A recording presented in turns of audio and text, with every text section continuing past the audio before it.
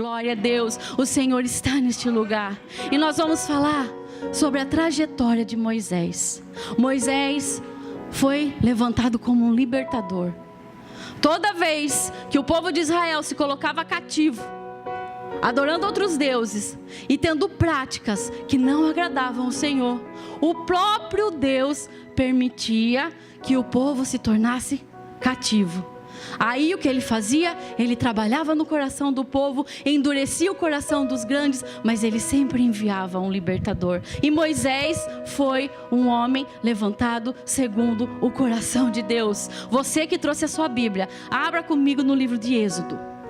Glória a Deus, o Senhor está neste lugar e Ele vai fazer algo novo na tua vida. Se você entrou aqui sem esperanças, com vontade de desistir de tudo, eu estou aqui para dizer para você: aguenta mais um pouquinho, segura mais um pouquinho firme nas mãos do Senhor, porque Ele é quem te sustenta, Ele é quem te guarda, Ele é quem vigia todas as coisas sobre a tua vida.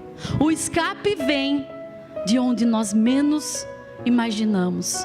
Pense comigo, toda a trajetória de Moisés começa lá atrás, com Abraão. Abraão, o pai da fé e o pai das multidões. O Senhor fez uma promessa a Abraão que se estende até a nossa geração e se estenderá até a volta de Cristo. Abraão, o pai da fé e o pai das nações. Abraão começa a sua trajetória sobre a terra com várias improbabilidades e impossibilidades. Como Deus faria uma promessa para alguém ser pai de nações se a sua mulher era estéril? Aí é que Deus entra com milagre. Porque senão seria lógica humana, seria fácil. Mas Deus, Ele vem por caminhos que nós não imaginamos. Vem Deus, muda a história de Abraão e de Sara e coloca sobre o ventre de Sara o filho da promessa, Isaac. Isaac vai, se casa e tem mais 2 filhos. E assim começa a história do povo de Israel. E esse povo vai crescendo, vai multiplicando e vai se estendendo sobre essa terra até chegar nos dias de Moisés. O que aconteceu até então chegar a trajetória de Moisés para que Deus levantasse ele como o libertador daquele povo? Todo mundo aqui já ouviu falar de José? Do José, que os seus irmãos o venderam como escravo e ele foi para onde? Ele foi para no Egito. O seu pai, os seus irmãos diziam que o seu pai tinha uma predileção por ele.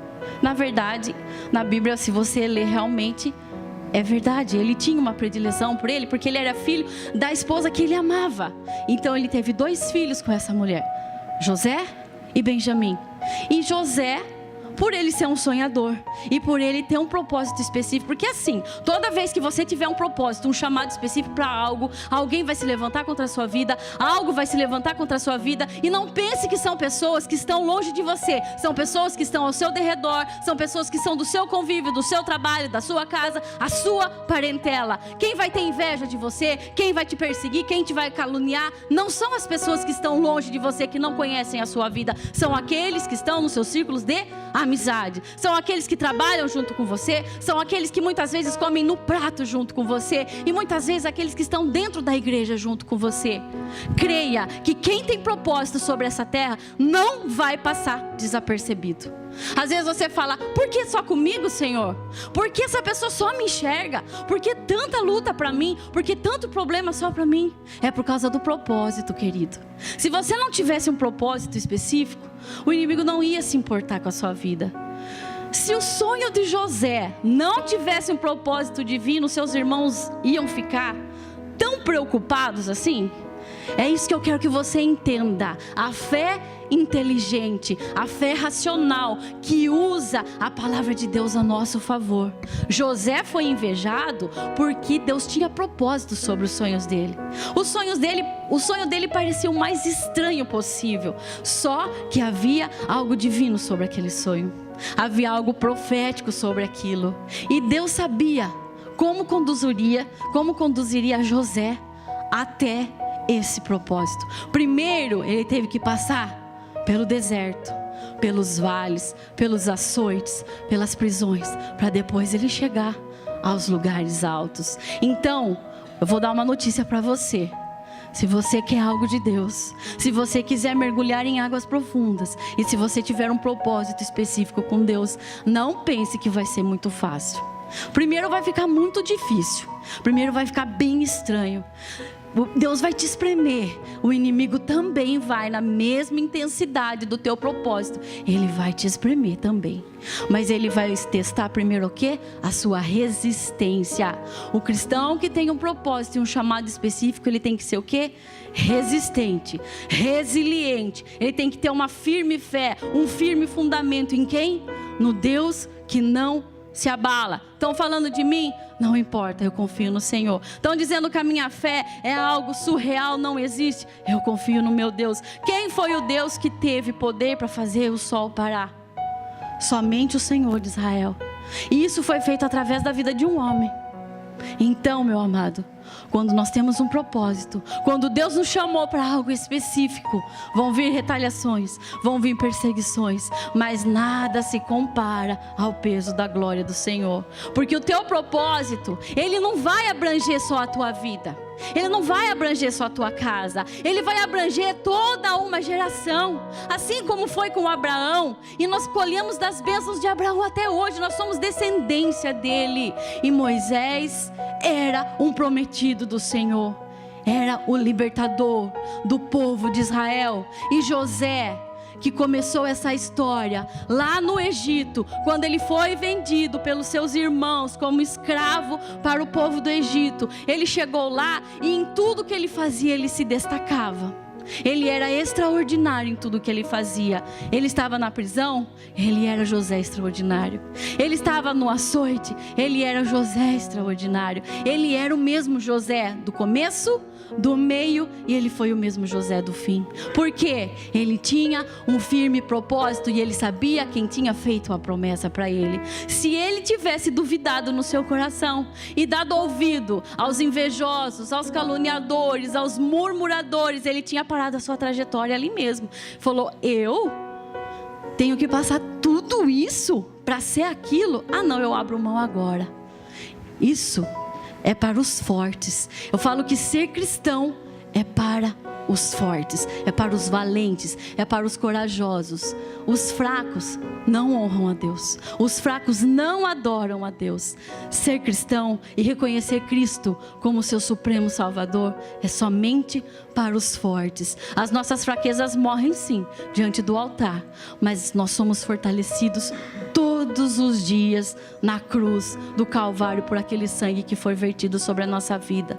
E agora eu vou falar sobre a história de Moisés, que começou com esse povo que veio do Egito, José sendo vendido como escravo, passando todo o processo.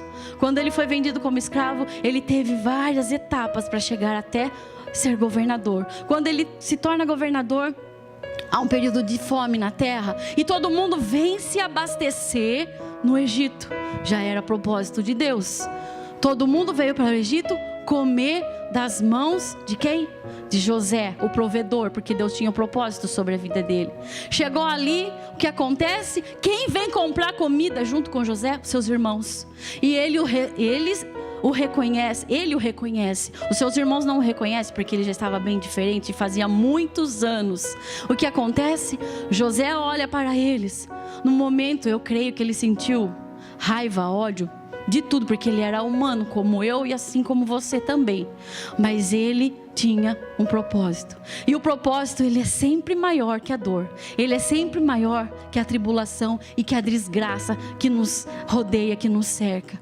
E nesse momento, ele pede para que venha toda a sua família para o Egito. E ali ele honra o seu pai, ele honra os seus irmãos, e junto com os seus irmãos vêm os seus filhos, as suas esposas. E ali começa uma nova trajetória para o povo de Israel.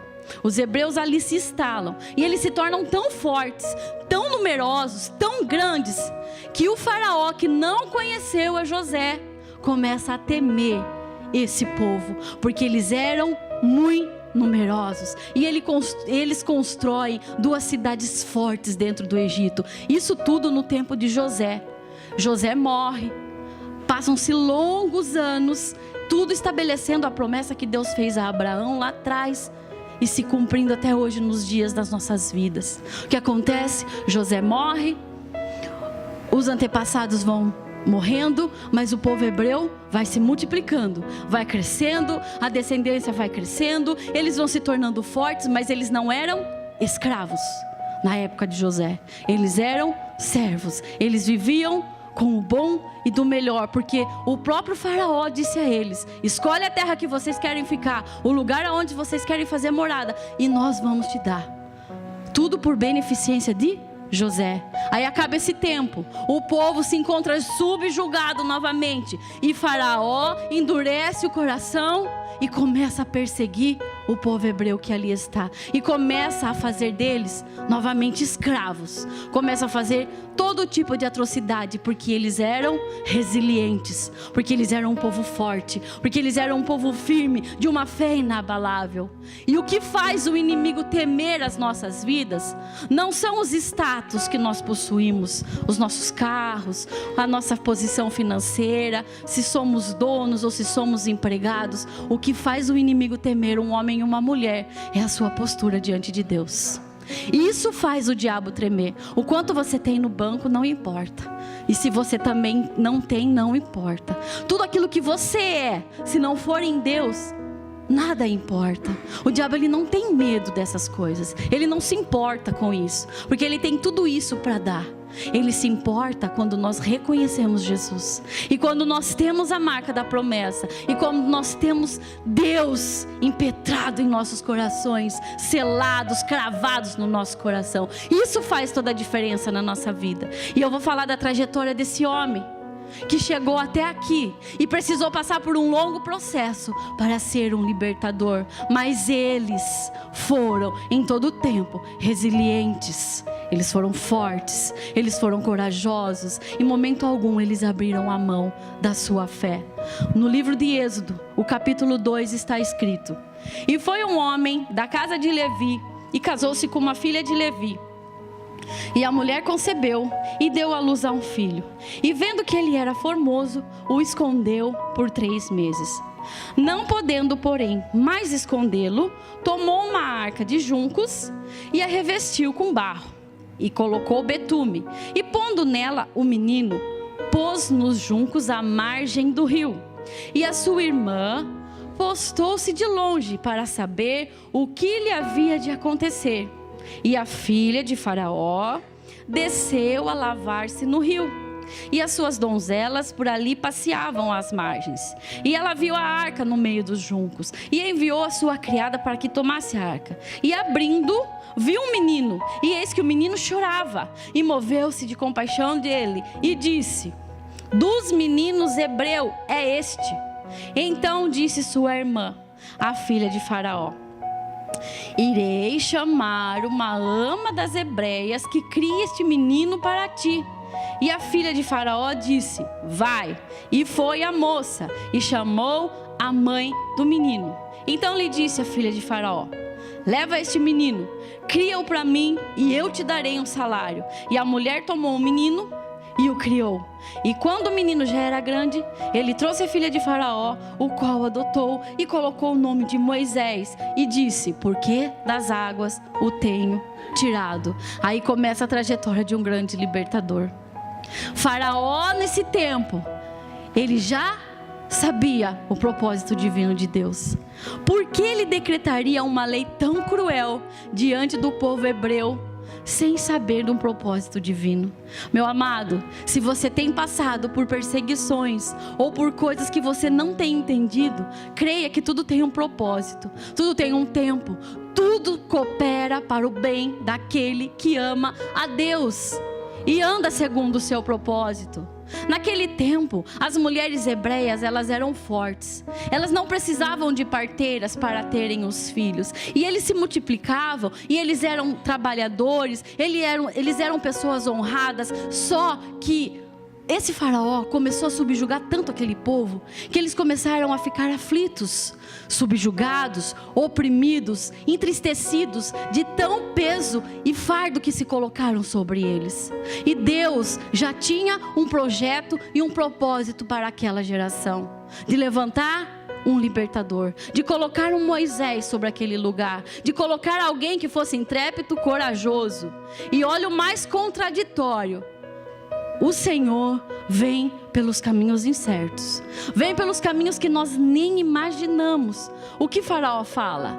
A partir de hoje, eu decreto a lei de que todo menino hebreu que nascer é para ser jogado no Nilo, para ser morto. Se for menina, deixa viver, mas se nascer varão, mata. Por quê? Do varão multiplicariam e se multiplicariam, e ele tinha medo de perder o seu reinado. Toda vez que você conquista algo que não foi o Senhor que te deu, toda vez que você conquista tronos, honras e glórias que são para o seu bel prazer, para o seu ego, para satisfazer somente a sua carne, pode ter certeza que você vai ter medo de perder. Mas quando eles estão firmados em Deus, quando foi o Senhor quem deu, quando foi gerado com lágrimas e quando foi colocado pelo Senhor, você não tem medo de perder. Você pode passar sim aflição, você pode passar perseguição, você pode passar por momentos terríveis, mas o Senhor vai estar com você. Você pode passar no vale da sombra da morte, ali o Senhor vai estar com você. Você pode passar por momentos que nem seu marido, nem a sua esposa, nem seu namorado, nem sua namorada, nem seu pai, nem sua mãe entenda, mas Deus estará com você em todo tempo, em todo lugar, por onde quer que você vá. Todo aquele que edifica uma casa sobre a rocha, ele não tem medo que a tempestade chegue, ele não tem medo que os ventos fortes venham abalar as suas estruturas, porque ele está firmado e bem firmado no Senhor Jesus. Se você está firmado no Senhor, se a sua fé é sólida, se o seu Jesus é poderoso, que ressuscitou ao terceiro dia, você não tem que temer a crise, você não tem que temer os maus rumores de guerra, você não tem que temer nada. O Senhor é quem te sustenta, o Senhor é quem te guarda. A sua empresa não vai falir, a tua vida profissional não vai ficar à bancarrota, o seu nome não vai ser envergonhado, porque em cima do teu nome está o nome do Senhor dos Exércitos. Você não vai ver a sua descendência, a tua família se perder, porque você está firmado sobre o alicerce que é Cristo. Então toda vez que você tem um alicerce sólido, uma fé firme e forte, você não teme os ventos, você não teme os açoites, você não teme as prisões, as que José passou, a que muitos homens de Deus passaram. Eu fico pensando, será que se eu vivesse naquele tempo, eu teria estrutura e suporte para aguentar tudo que eles aguentaram? Será que eu seria forte, intrépida, audaciosa como eu sou hoje, passando pelo fio da espada, com perigo de morte? Gente, é muito sério. A Bíblia é algo fantástico. Se nós crêssemos em tudo aquilo que está escrito, a gente não temeria um dia sequer da nossa vida. Porque se Deus livrou José livrou Daniel dentro da cova dos leões, o que Ele não vai fazer por nós? Parece história da Disney, de conto de fada. Não, mas Deus estava lá, junto com Daniel, na cova dos leões.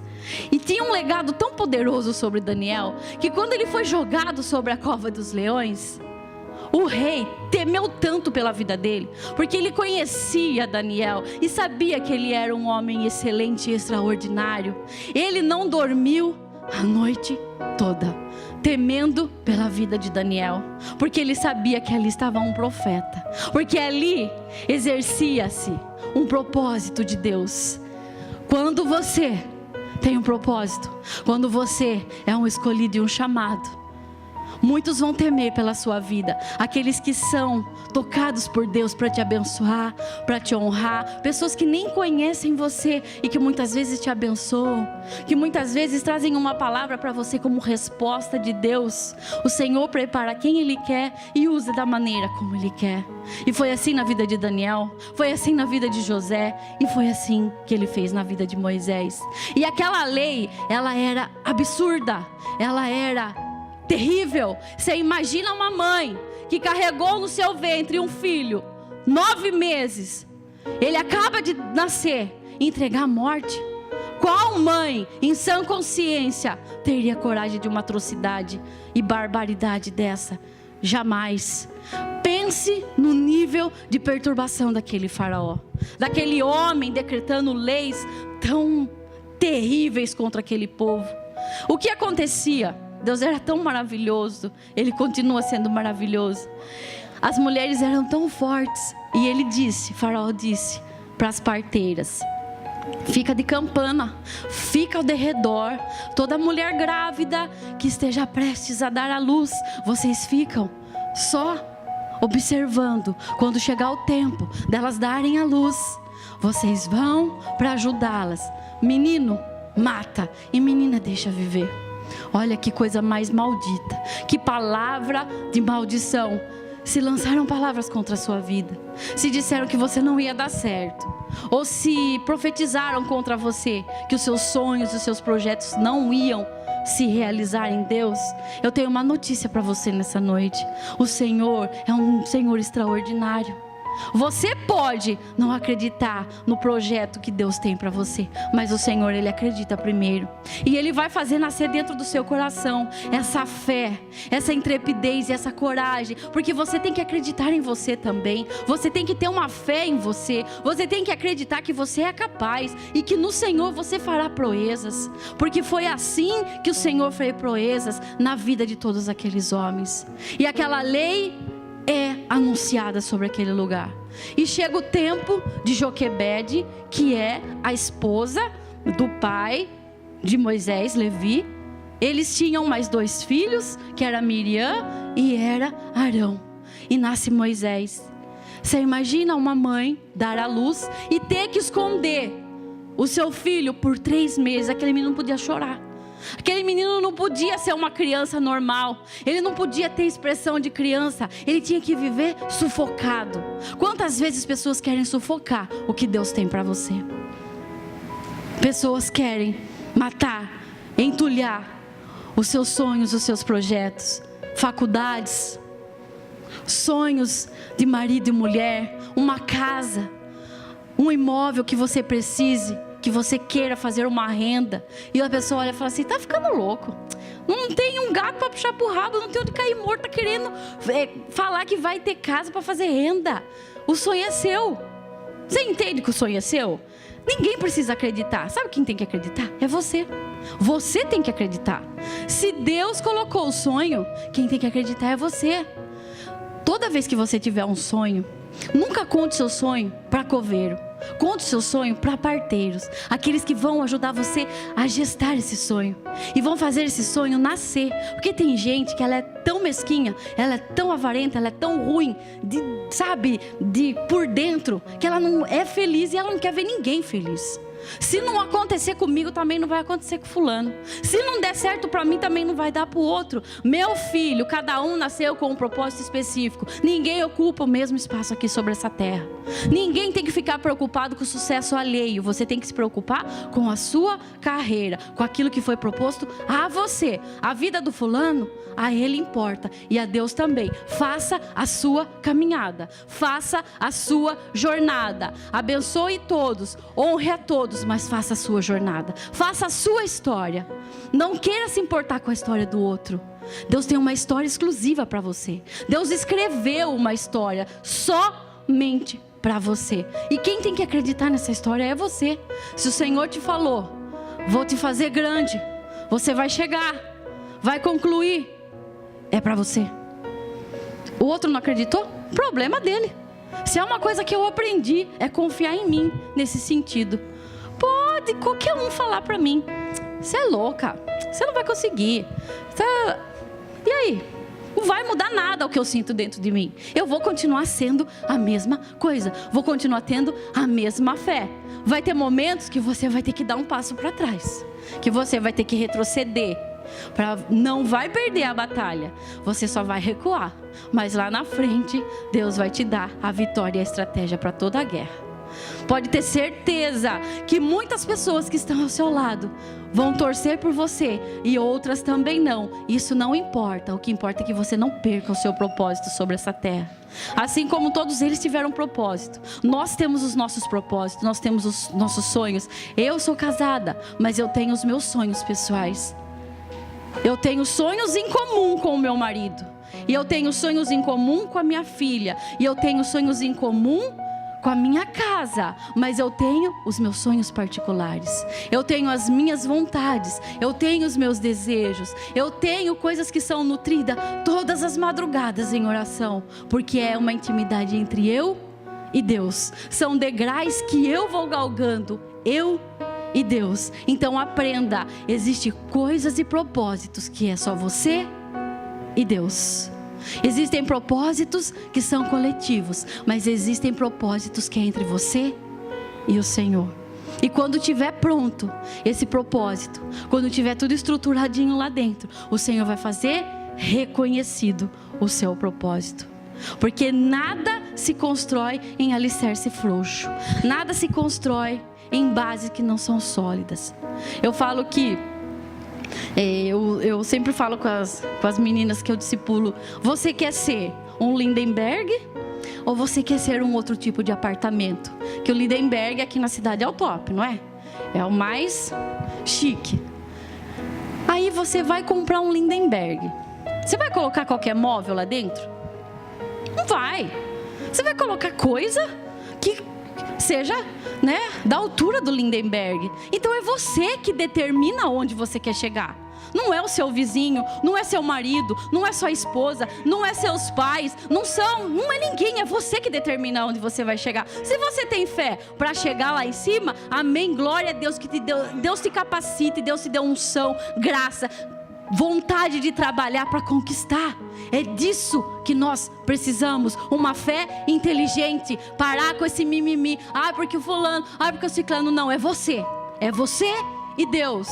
Deus me chamou com esse propósito, é para mim, e eu vou viver esse sonho. Eu vou sim manifestar no coletivo a graça e a misericórdia de Deus que Ele colocou sobre a minha vida, mas é no particular que os meus sonhos vão se tornar realidade. Sabe, na sua intimidade com Deus, lá no seu quartinho, naquele momento você e Deus, aquelas palavras que você diz para Deus, que é só você e Ele, aquele momento íntimo mesmo, que você chama o Pai para uma conversa e rasga o seu coração. É ali que vai sendo construído um propósito, é ali que vai sendo construído grandes projetos e grandes sonhos. E foi isso que aconteceu. Se Joquebede não fosse uma mulher de Deus, e se Deus não tivesse tocado no coração dela, ela conseguiria esconder esse menino por 3 meses?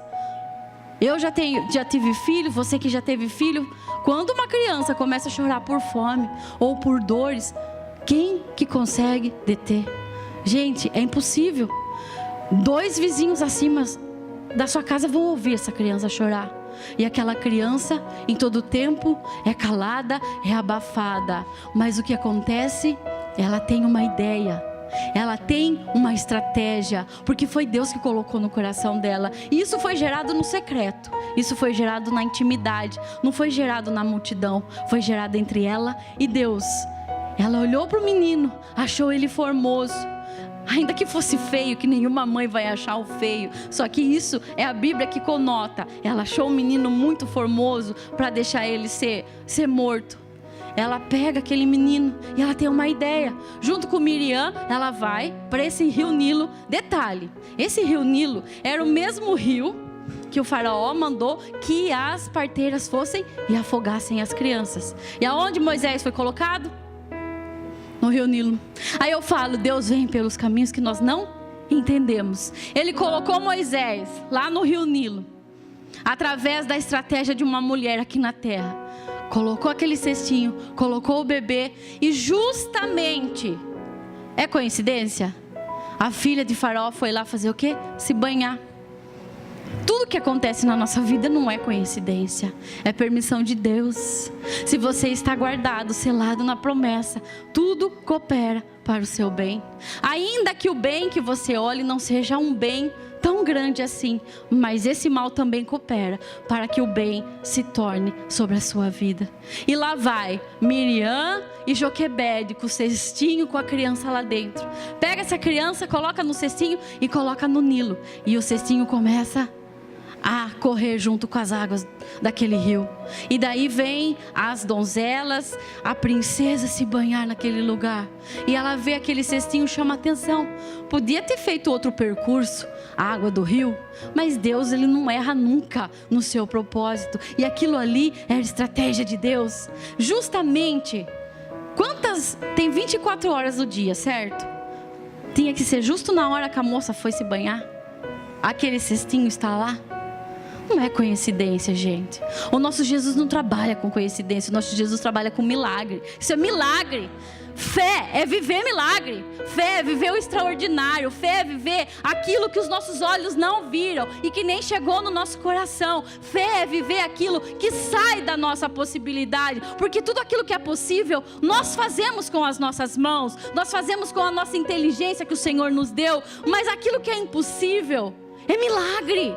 Tem que ser milagre. É milagre de Deus. Tem situações na sua vida que você já fez de tudo. Você já orou, você já jejuou, você já pediu para a irmã orar, para o irmão orar, para o pastor orar, para todo mundo orar. E você fala, nada aconteceu.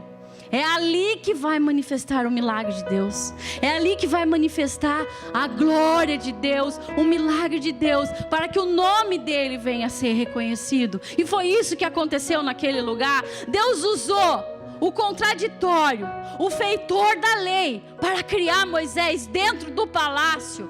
Aí Deus olha e fala assim, ah é? Você mandou matar? É você mesmo. É você mesmo que vai cuidar. É você mesmo que vai dar do bom e do melhor. E o que aconteceu? Moisés foi criado dentro do palácio. Aquele palácio que morava o mesmo faraó, que ditou a lei para que matassem os meninos. E o menino que ele queria matar era Moisés. Que era Moisés o propósito sobre aquele lugar. Ele era o propósito de Deus para a libertação daquele povo hebreu. Lá na frente, na conclusão desse texto da história, foi ele quem libertou o povo de Israel do cativeiro das mãos de Faraó. Só que para ele libertar, primeiro ele teve que conhecer tudo de dentro do Egito, tudo de dentro do palácio. Ele teve que ser criado com as mesmas estratégias. Ele foi ensinado com tudo do bom e do melhor que existia naquela época. Ele foi criado para ser um príncipe, um futuro sucessor de Faraó. Agora entenda, quem entende esse Deus? Quem esperava isso? Que Deus colocaria lá dentro aquele que era para ser morto. Meu Deus é assim. O nosso Deus é assim. Quando você quiser entender Deus, desista. Desista de entender Deus. A única coisa que você precisa é somente confiar que Ele vai fazer um milagre na sua vida. E o que Ele faz? Em recompensa a essa mãe maravilhosa que Joquebede foi, e que teve toda essa sabedoria, porque ela foi uma mulher sábia, foi uma mulher de estratégia. Imagine quanto ela não ouviu, quanto temor ela não passou de ver as suas outras amigas tendo seus filhos mortos, e ela lá gestando. Pense, quando você está gestando um sonho, tome cuidado para aquelas pessoas que estão ao seu lado, para quem você vai contar suas estratégias de guerra. Abra o seu coração diante de Deus. Se você precisa se aconselhar, se você precisa de uma oração, se você precisa de algo assim, procure pessoas de confiança. Procure homens e mulheres capacitados. Não abra o seu coração e o seu tesouro para qualquer pessoa. Não abra o seu tesouro para qualquer um. Não é qualquer um que pode entrar na sua particularidade. Não é qualquer um que pode fazer parte do seu sonho. E aquela mulher foi uma mulher sábia. E ela colocou tudo isso nas mãos de Deus. E o Senhor preparou todo o plano para ela. O que Ele fez? Miriam, esperta, uma menina inteligente, audaciosa, corajosa, porque ela foi à frente e chegou e falou com a princesa: ah, princesa, você precisa de uma mulher que cuide dessa criança e que amamente? Porque ela sabia que a princesa não tinha como amamentar aquela criança. E a mãe dela tinha acabado de dar luz e poderia amamentar aquela criança. O que Deus faz? É você mesmo, Joquebede, que vai criar essa criança até a idade propícia dele ser reconhecido como filho dessa princesa. Ela entrou no palácio. Ela entrava e saía do palácio todos os dias cuidando do seu próprio filho. Só Deus pode fazer essas coisas. Só Deus pode mudar histórias. Só Deus pode dar estratégias para aquele que confia, para aquele que acredita na sua promessa. Não importa aonde você está, importa aonde você vai chegar. Se você precisar olhar sua situação atual e entender o seu projeto e o seu sonho futuro, você tem condição de conquistar? Seja sincero, você consegue? No seu projeto pessoal, no seu projeto financeiro, se você olhar para suas posses hoje, não tenho condição. Mas se eu olhar para aquilo que eu tenho vivido hoje, eu estou negando a minha fé. Porque eu já estou vivendo, eu tenho que dar passos, eu tenho que montar estratégias para chegar aonde eu preciso chegar. Eu preciso arquitetar coisas que me levem até esse lugar. Eu preciso ter o quê? Sabedoria. Eu preciso ter o quê? Intimidade com Deus. Porque quem tem intimidade tem discernimento espiritual. E muitos cristãos hoje padecem porque falta o quê? Discernimento espiritual. Não adianta você orar muito, não adianta você jejuar muito, se você não tiver discernimento de Deus. E se você não tiver sabedoria para executar os projetos. Às vezes você está transbordando de Deus, você está cheio de vitalidade, de gozo para fazer as coisas, mas você não tem estratégia para colocar aquilo em prática. Você não tem discernimento para entender se é momento de avançar ou se é momento de retroceder. Aquele momento era o momento de Miriam avançar e ir até a princesa e falar: eu conheço uma mulher, ela pode cuidar do seu filho. E ainda, o que a princesa fala? Cuida do menino e você vai ter um salário. Deus não despede ninguém de mãos vazias.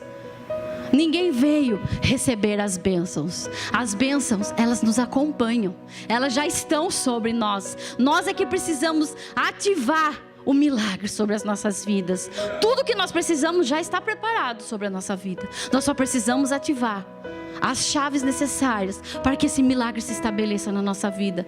Essa faculdade, o sonho da casa própria, o sonho do ministério, o sonho dos filhos libertos, do marido liberto, Deus já tem tudo. O que precisa haver é um despertamento, é um estralo para que fale: não, eu preciso usar a estratégia certa. E Miriam foi na hora certa, e o menino foi criado pela sua própria mãe. A sua mãe pode ter com ele todo momento de uma mãe: a amamentação, as suas primeiras palavras, os seus primeiros passos. Ela viu o menino crescer belo e formoso.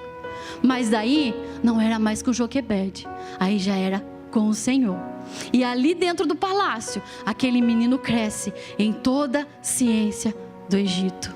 E ele se torna um homem inteligente, capaz, destro e ousado, para que ele pudesse lá na frente libertar o povo das mãos do próprio faraó. Engraçado que o faraó que deu o sustento a ele, que fez ele ser um homem formado, forjado, íntegro, intelectual, foi o mesmo que tinha mandado matar, e foi o mesmo que teve que mandar libertar o povo ao mando de Deus. Aí eu falo para você: haverá impossíveis para o meu Deus? Existe impossível para Deus? E eu não estou contando história que não aconteceu, estou contando fato real. Está escrito aqui, ó. E tudo que está escrito aqui é verdade. A minha palavra passa, mas essa palavra jamais vai passar. Se você colocar a sua fé nessa palavra, se você usar sua inteligência, se você tiver sabedoria e discernimento espiritual, você se livra de tanto problema e você consegue ativar o milagre de Deus sobre a sua vida. Olhe para o seu irmão e diga para ele: ative o milagre de Deus sobre a sua vida. Ative o milagre de Deus sobre a sua vida.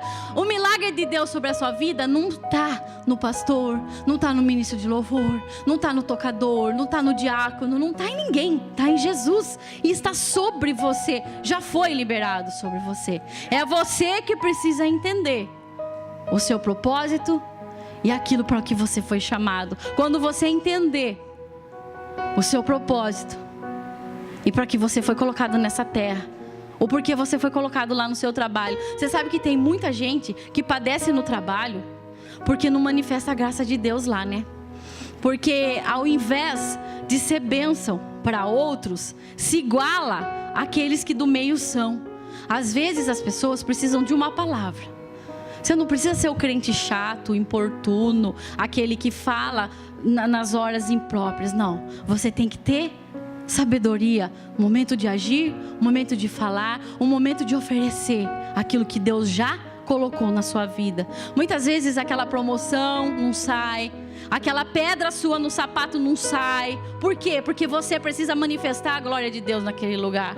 Você precisa mostrar que você é um instrumento de Deus ali.